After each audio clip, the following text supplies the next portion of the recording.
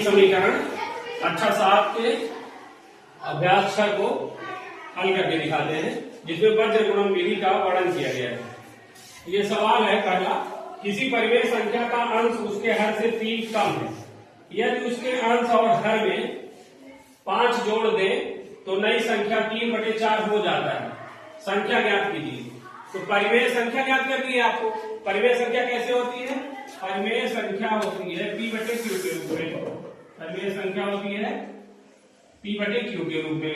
कहने का मतलब Q नॉट इक्वल टू 0 होता है। ये है अंश और है। परिमेय संख्या किस रूप में होती है? अंश या हर के रूप में होती है। तो आपको अंश और हर के बारे में जानकारी दी गई है। कहा जा रहा है कि परिमेय संख्या आपको बताना है, तो इसके लिए हमें अंश को बताना होगा और हर को बताना होगा। हम मानेंगे क्या? पहली लाइन में दिया है किसी परिमेय संख्या का अंश उसके हर से 3 कम है।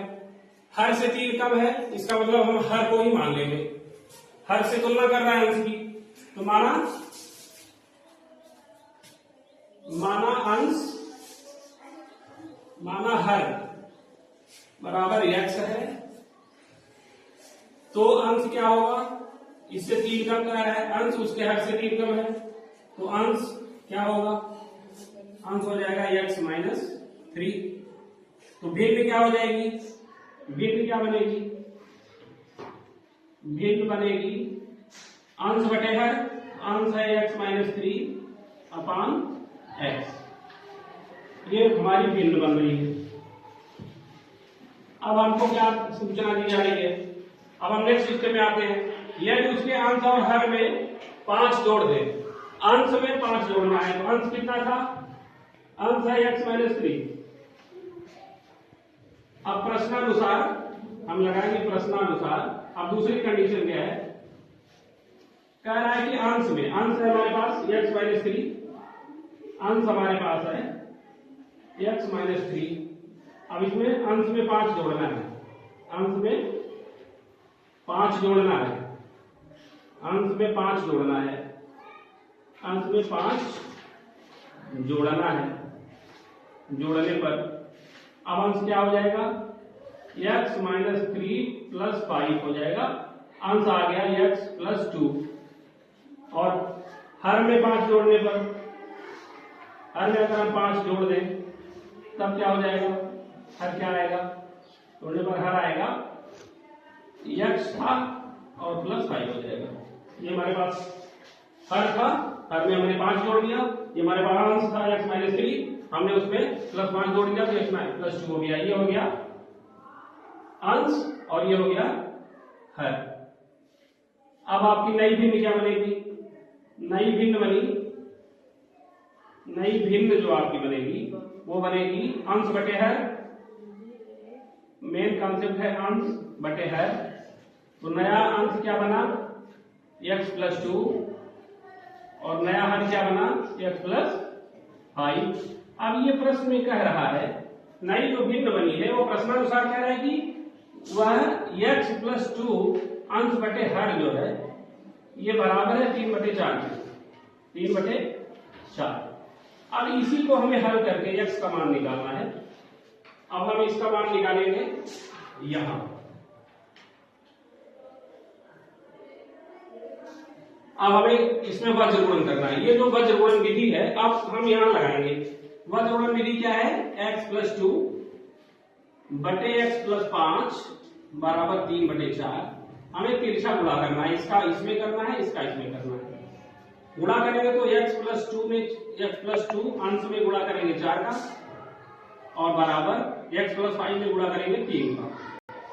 x + 5 अब गुणा कर देंगे 4x + 8 = 3x। 3 × 5 = 15 धन 15। अब आपको पक्षांतर करना है। संख्या को राइट साइड में रखेंगे और चर को लेफ्ट साइड में। तो 3 इधर आएगा तो पक्षांतर होगा 4x - 3x हो जाएगा। और ये +8 इधर है, बराबर के उस साइड में जाएगा तो ये माइनस हो जाएगा, उधर 15 - 8 हो जाएगा। तो यहां हो जाएगा 4 में से x। देखिए 4x बड़ा है, 3x छोटा है। ये प्लस है, ये माइनस है, तो संख्याएं घट जाएंगी। चिन्ह सबसे बड़ा जो संख्या होगी उसका आएगा। तो बड़ी संख्या 4 है, उसका चिन्ह प्लस है, तो प्लस को लिखा नहीं जाता। तो 4 में से 3 निकलेगा 1x, 1 लिखा नहीं जाता, x बराबर 15 में से 8 जाएगा 7, x की वैल्यू 7 आ गई। अब आपका जो भिन्न है बेटा, अब हम यहाँ आ जाते हैं, यहाँ पे अब x बराबर 7 आया तो हर क्या होगा, ये हर है, x हमने हर माना है, हमने क्या माना है सवाल में, माना हर x है, ये है। अब x का मान 7 आ गया है, अब हमें अंश निकालना है, अंश क्या है, x माइनस 3 है, तो ये आया हर और हमें अंश निकालना होगा, तो हम क्या करेंगे, इसमें से 3 कम कर देना है, अंश है x माइनस 3 मतलब 7 माइनस 3 बराबर 4। अब मिल गया हमें अंश और हर, अब हम फिर बता देंगे क्या आएगी, x माइनस 3 क्या आया, x माइनस 3 आया 4, माने अंश आया 4 और हर आया x बराबर 7, ये 7। आपकी भिन्न क्या आ गई, 4/7, ये आपका आंसर आ गया बेटा, ये आपका आंसर है। इस तरीके से आपको परिमेय संख्या में संख्या बताना था, तो परिमेय संख्या भिन्न के रूप में है, PYQ के रूप में, तो परिमेय संख्या आपकी क्या आ गई, 4/7 आ गई। इस तरीके से सॉल्यूशन। धन्यवाद। दूसरा क्वेश्चन देखते हैं। दूसरा प्रश्न पहला खंड, इसको देखिए पांचगुणक से कैसे हल करना है।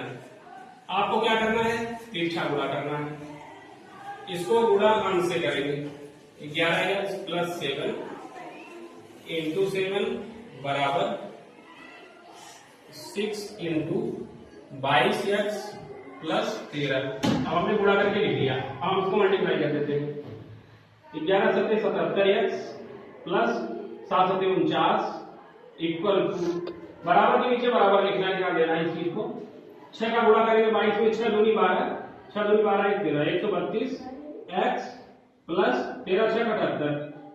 अब आपको पक्षांतर करना है, x को एक साइड में और संख्याओं को एक साइड में, तो हम x का मान निकालना है, चर है उसको लेफ्ट साइड में रखेंगे, तो 77x माइनस 132x, मतलब कि 132 इधर प्लस में है, इधर आएगा तो माइनस हो जाएगा, बराबर के नीचे बराबर लिखेंगे, 78 इधर था ही, प्लस 49 इधर जाएगा तो माइनस 49 हो जाएगा। पक्षांतर में चिन्ह बदल जाता है, प्लस माइनस में चेंज होता है, माइनस प्लस में चेंज होता है, गुणा भाग में चेंज होता है और भाग गुणा में चेंज होता है। इस तरीके से हम इसको जोड़ेंगे, ये बड़ा चिन्ह है, 132 बड़ा है और ये प्लस 77 छोटा है, तो जब चिन्ह विपरीत होते हैं तो संख्याएं घट जाती है और चिन्ह जो उत्तर में आएगा वो बड़ी संख्या का आता है। तो बड़ी संख्या 132 है, उसका माइनस चिन्ह आएगा उत्तर में, 132 में से 77 घटाएंगे, 12 में से 7 जाएगा 5 और यहाँ बचेगा 2, फिर उधार जाएगा 1 से तो 12 हो जाएगा, 12 में से 7 जाएगा 5, इधर 1 चला गया है, उधार 0 हो गया, तो माइनस 55x हो गया, इक्वल टू 78 में से 49 घटाएंगे तो 18 में से 9 जाएगा 9 और यहाँ बचेगा 6, 6 में से 4 जाएगा 2, 29 हो गया, ये प्लस है। अब x इक्वल टू आ गया 29 अपान माइनस 55, नीचे माइनस नहीं जाता, p/q परिमेय संख्याओं का स्टैंडर्ड परिमेय संख्या क्या होती है, इसमें -1 का गुणा हो जाता है, -1 का गुणा हो जाता है, तो ये स्टैंडर्ड परिमेय संख्या बन जाएगी -29 अपान 55, ये स्टैंडर्ड p/q के रूप में हो जाएगी, ये परिमेय संख्या आपकी आ गई। ठीक है, ये परिमेय संख्या है जो x का मान आ गया, वर्गमूल से इस तरीके से हमने हल कर दिया, x की वैल्यू आ गई, इसका ये सॉल्यूशन हो गया। अब हम इसके दूसरे खंड पर चलते हैं। आइए, इसमें क्या करना है आपको, सेम वही काम करना है, वर्गमूल का मतलब है तिरछा गुणा, 12 का गुणा इसमें करेंगे तो 12 into 4 plus 7x equal to 11 into 6x plus 2, 12 चौके 48 प्लस 12 सत्ते 84x बराबर के नीचे बराबर, ध्यान दीजिएगा, 11 छत्तीस 66x ध्यान, 11 दूना 22। अब x को एक साइड में करना है, 84x इधर आएगा -66x, इधर प्लस था इधर आया माइनस हो गया, ये इधर जाएगा 48 इधर जाएगा माइनस हो जाएगा, 22 माइनस 48। अब 14 में से 6 गए 8, यहां बचेगा 7, 7 में से 6 जाएगा 1, 18 x हो गया, ये प्लस हो गया, क्योंकि ये छोटा है ये बड़ा है, यहाँ पे प्लस आएगा क्योंकि बड़ी संख्या प्लस है, चिन्ह विपरीत है इसलिए संख्याएं आपस में घटती हैं और चिन्ह बड़ी संख्या का लिया जाता है। तो बड़ी संख्या 84 उसका चिन्ह प्लस है, तो यहाँ पे प्लस आएगा उत्तर में। संख्याएं 2 है और विपरीत चिन्ह है तो संख्याएं आपस में घट गई, 18 आ गया।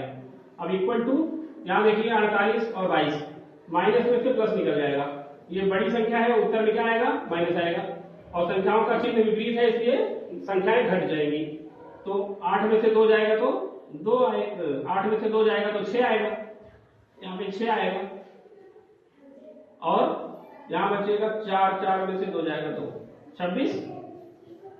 x इक्वल टू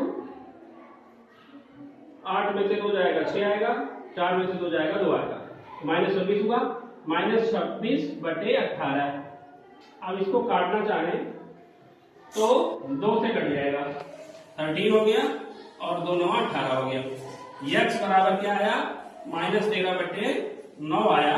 अब इसको आप सही बटा में मिक्स फ्रैक्शन में लिख सकते हैं, संयुक्त चिन्ह में लिखना चाहेंगे तो 9 1 के 9, 9 1 के 9, 9 4 13, 9 4 13/9 इस तरीके से x की वैल्यू आएगी। लेकिन स्टैंडर्ड p/q के रूप में लिखना होगा तो यही लिखना है। x इक्वल टू परिमेय संख्या क्या आएगी -13/9 आएगी। ये है इसका सोल्यूशन। अब हम इस थर्ड क्वेश्चन पर चलते हैं। देखिए तीसरा प्रश्न, एक भिन्न का हर उसके अंश से 3 अधिक है, यदि अंश और हर दोनों में 5 जोड़ दिया जाता है तो उसका मान 4/5 हो जाता है। भिन्न ज्ञात करना है। हम मान लेते हैं भिन्न आने के लिए हमें अंश और हर की जरूरत पड़ेगी।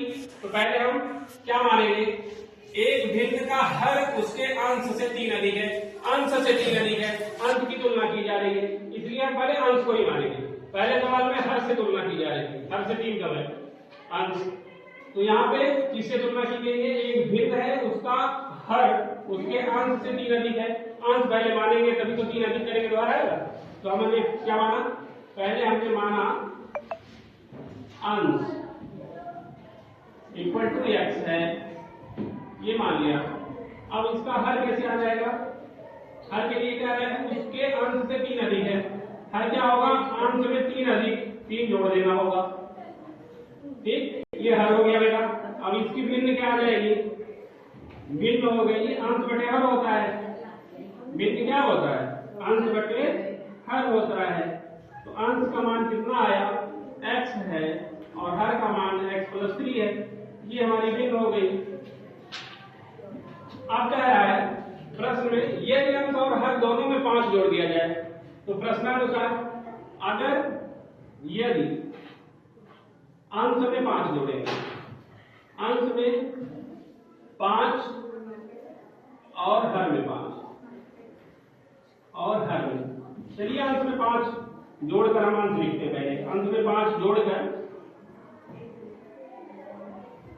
अंश क्या आएगा, अंश बराबर x+5 और हर में 5 जोड़ने पर हर क्या बनेगा, हर में 5 जोड़ने पर हर क्या बनेगा x+3 +5, यानी का मतलब हर हो गया x+8। अब हमारी नई भिन्न जो बनेगी, जो नई भिन्न बन गई प्रश्न के हिसाब से, वो बन गई x+5 अंश बटे हर x+8। अब प्रश्नानुसार कहा है, प्रश्न में कहा है, अब प्रश्नानुसार कंडीशन क्या है कि ये जो नई भिन्न बनी है, ये नई भिन्न x/5 है, ये भिन्न किसके बराबर है x/8, x+5/x/8 बराबर किसके है, नई भिन्न 4/5 के बराबर है, तो 4/5 के बराबर है। ये देखिए हमारा बन गया एक इक्वेशन, ये सरल रेखीय समीकरण बन गया। अब हम इसको वज्र गुणन से हल करेंगे, आइए इधर देखते हैं। ये आप x+5 upon x+8 equal to 4/5, 4/5। अब इसका क्या करना है, वज्र गुणन करना है। अब 5 का अंश में गुणा करेंगे x+5 में और 4 का गुणा करेंगे x+8 में। 5 का अंदर गुणा करना है, 5x + 25 equal to 4x plus 32, 32 8 चौके 32। हम x को इधर लाएंगे, इधर प्लस है तो माइनस हो जाएगा, इसको इधर ले जाएंगे, प्लस है तो माइनस हो जाएगा। यहाँ हो गया 5x, आया इधर -4x, बराबर के नीचे बराबर लिखना है 32, और ये उधर जाएगा तो -25। 32 में 25 जाएगा तो 12 5 के 7, इधर x बराबर 7 आ गया। ठीक, अब ये x क्या हमें माना था, अंश माना था, ये हमारा क्या है, अंश है। अब हर लाने के लिए क्या होगा, हर हमारा है x + 3,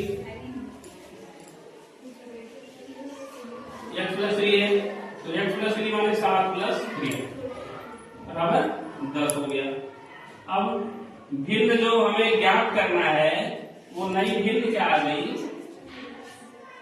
भिन्न आ गई अंश बटे हर।